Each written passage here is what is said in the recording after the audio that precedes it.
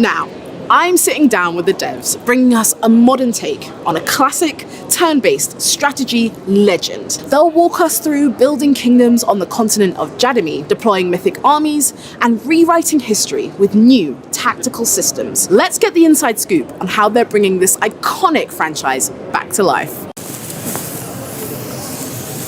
I think the most important part is the atmosphere, the feeling of adventure, the feel of this fairy tale that you're exploring yourself through heroes. To modernize it in a way is to adapt it to modern standards, to new technologies, to new asks from the audience. Heroes of Might and Magic has a lot of background, so to say. There is like a huge legacy. So we wanted to have some kind of like a fresh start. So we decided to go with a prequel to the whole other Heroes of Might and Magic games. Our main reasoning for choosing the factions that we have in the game is that we wanted to preserve some of the factions that feel natural and familiar to the players from the original games, and at the same time we wanted to bring some new things, new fresh ideas, new fresh concepts. We tried to balance this out in our faction roster, and every single faction has its own unique abilities, unique features, and every single faction plays completely differently, so we feel it enhances the strategic experience. Focus charges is a really fun mechanic that really deepens the combat.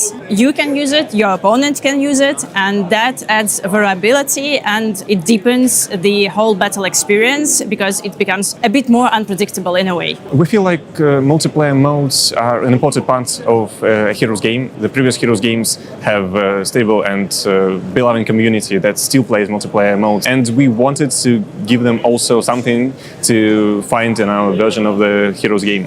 Music in Heroes of Might and Magic Olden Era plays the core part of the whole experience. It plays an essential role in creating this nostalgic feeling that players can experience while playing the game. So collaborating with maestros made it possible for us to capture this nostalgia. I have two favorite tracks. One of them is the new dungeon theme.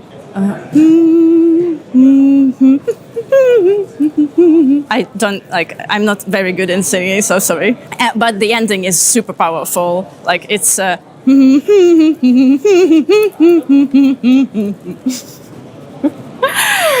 We are going to closely follow any player feedback that we'll receive during early access and at this stage of development, and we'll try to implement all the features that we feel are the most appropriate for our version of the game. Sadly, at this moment, I'm not eligible to tell you anything about it, but just look for the news.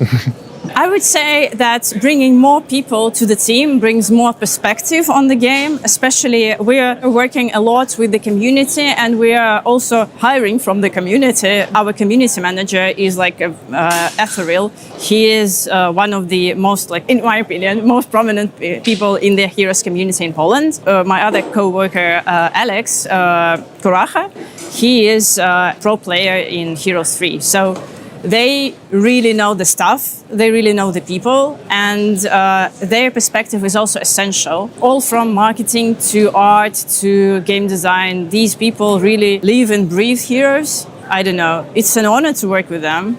In the trailer that we submitted to Awesome Indies, we are giving you a small glimpse of our sixth and secret faction that we haven't revealed yet. The one that we feel is the most innovative and the craziest one. It would be super fun to watch how players will react, because we were inspired by Lovecraft. It has some features from the eldritch horrors that have been there in his books. I really hope you'll like it.